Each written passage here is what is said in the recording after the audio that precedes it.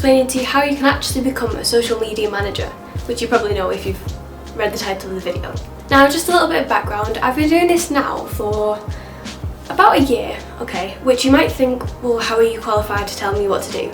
But I've done it, haven't I? And recently as well, so I understand how you can do it right now in 2020, which I think is really useful.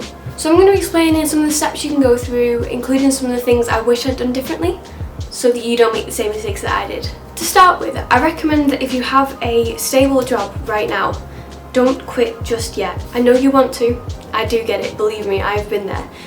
But just hold on for a little bit, because that little extra money is going to come in really handy, and you want to make sure you're somewhere secure before you lose something that you already had that was stable, if that makes sense. You want to start out by learning, okay? You need to learn about the business. You need to be knowing what you're doing before you jump straight into things. So keep your job on the side, whether it be during your break or when you get home from work or whatever.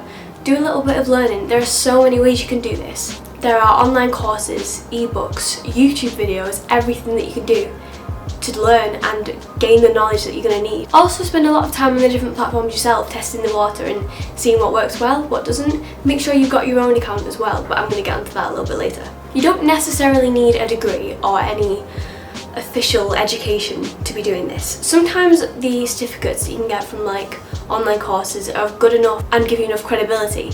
Sometimes you don't even need them. I think the proof is going to come in the next bit that we're going to talk about, because I personally I did music. I am doing music at university. I'm not doing anything to do with this. In fact, we had one lesson on social media and my god, I hate to be this person, but everything that the guy said was wrong and I couldn't sit there and listen to it. He was even given a lot of opinions of his own, which I don't really think he should have been doing, because he was saying that influencers make too much money for what they deserve, they don't work hard, they don't, all these kind of things, which I can get why some people would say, but if you're such a social media expert, you should probably know that that isn't really the case, because some of them do work really, really hard for their earnings. But anyway, rant over. So the second part that goes with this and building your credibility is a portfolio. You need to have work to show to clients, to show that they can trust you. Now this is kind of one of those difficult situations where it's like, well, how do I get work without this proof to then be able to get clients, if that makes sense? But you can actually do this in quite a few different ways. The first thing I have to say is you don't have to work for free. You really don't have to work for free, even though it can help. And to be honest, to this day I still do a few little free things here and there, because sometimes it's nice, you know?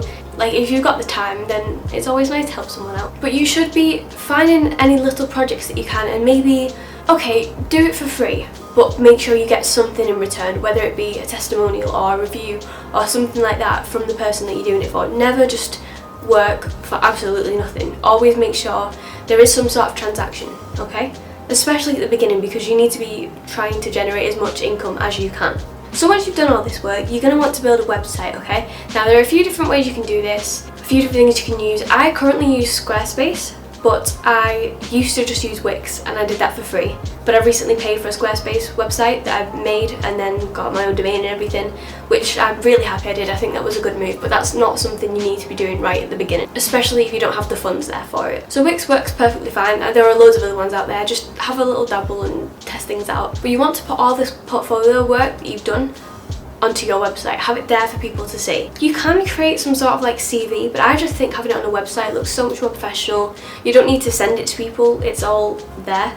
And if people want to look, they can, but you don't feel like you have to be sending it to people every single time you want to work with someone. On top of this, on your website, you also want to have some packages. So just some standard services that you offer. Now I have quite a few on mine. I have like a bronze, silver, gold packages, and then pricing. Now pricing is another thing on its own, okay? And I'm probably going to do a separate video on this, because a lot of people have different opinions, but everyone can be confused by it. So now at the beginning, I was working for a lot less than I do now, and I'm still building it up slowly, but you need that time and experience to be able to be making thousands per client, and I'm not there yet, don't worry. I mean, it's literally been a year.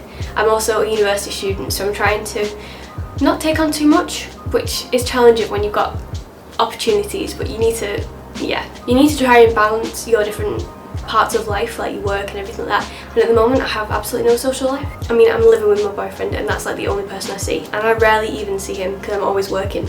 But it's worth it, don't worry, it is worth it.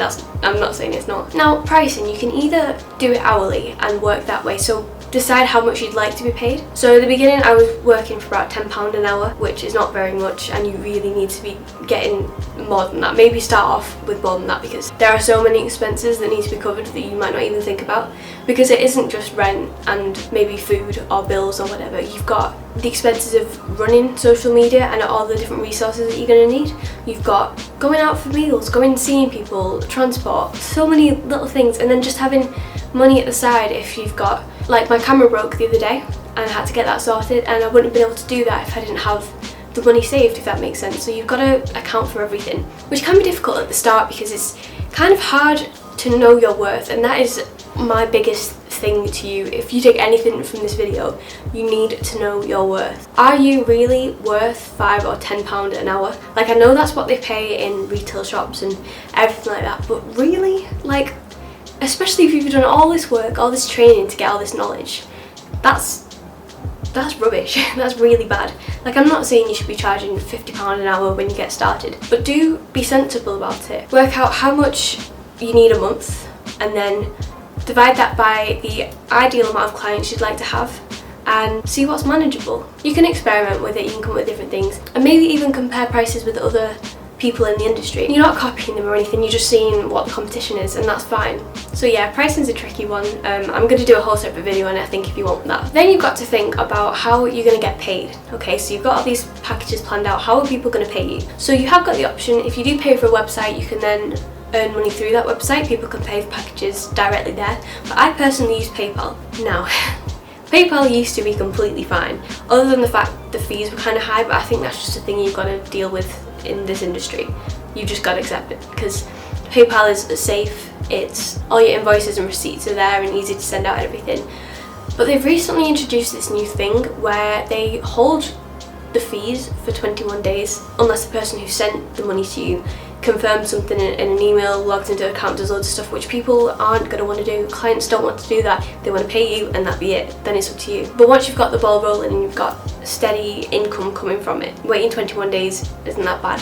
In terms of other things you're going to want to use as well, you need to have a scheduling app or software. You need it. Even if you have one client, okay?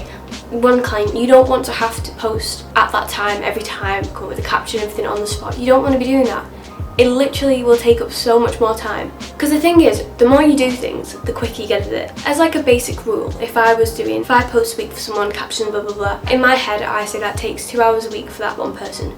But it doesn't really anymore. It used to take 2-3 hours a week to do 5 posts a week, and now I can do it in an hour tops. And that doesn't mean I should be charging them less because I can do it quicker, because that just means that I'm being more efficient, I'm learning, I'm more experienced, and that in itself is worth more money. But you 100% need something like that. I can't remember what I used to use at the start, but it was free for maybe 1 or 2 accounts. So I'll leave that down below. I currently use Later, which I love so much. They've changed the way that you do the pricing, but I got a bit of a discount on it for some reason. But anyway, it allows me to have all of my social media platforms on there, so my own, all my clients, whether it be Instagram, Facebook, all of them, and I can post to them at the same time, which is brilliant.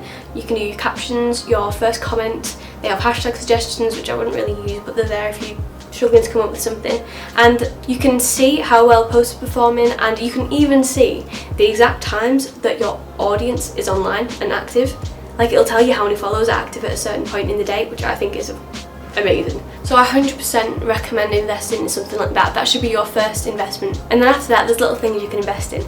Like, I pay for Canva Pro because I do a lot of design work, and the normal Canva is fine, it'll do the job, but Canva Pro is just, it's next level, you know. Now once you're ready and you've got all these things planned, all these things set in place, how are you going to find a client? I have found that the best way to find clients is through Facebook groups, which might sound kind of stupid and maybe not your first thought, but that's where I have found most of my work. You need to be advertising yourself. It can get a little bit annoying for some people, I do get that, but you will find groups that will be more open to that, whether there's UK small business groups, there's Instagram engagement groups and things like that where you can advertise yourself and you'll find clients through there. If that's not something for you, you can go through websites like Upwork or Freelancer, that kind of thing, and you can find people on there. To be honest, I have mainly found strange people on those. Like, I've had some very odd job offers that I think some people at the beginning would think maybe I should just accept because it's money, And at that time I did need the money, but I didn't accept because it was just weird. I don't know whether to explain it or not. It was weird and it wasn't really within my comfort zone, so I didn't do it. Say yes to every opportunity, but then also know how to say no and know when you should say no, because you don't need to do everything. You don't, again, know your worth, know what is best for you. Another way to get clients is to let them come to you. I've had a couple of people that have found me from my Instagram, from my website, and have contacted me through there, and one of them is my best client yet. So make sure you are present on social media. And another thing is that when you are taking on clients, remember to leave time for yourself. It's so important to treat yourself as a client as well. You need to be posting on Instagram. You need to make yourself present on every social media platform that you can. You need to be seen and heard to be successful. I struggled with that recently because I was so caught up in client work and so focused on that I hadn't posted on my own Instagram in like a week, and I was losing followers. My engagement was really low. So you need to get posting, you really do. And this is why you might think, well, why are you telling people how to be a social media manager? You're gonna give away all your secrets, lose clients. But there are so many people out there that need a social media manager, because even social media managers need social media managers. It's so hard to manage your own social media as well as everyone else's, because you see it in different ways. You prioritize other people that are paying you a lot more than you prioritise yourself, and you can neglect that, and it's so important not to. That is everything I have for you today. If you have any questions, please do let me know below, and I can do any videos, anything that you like. I'm thinking pricing is going to be a good one because it's a lot. So yeah, thank you so much for watching, and I'll see you later. Bye.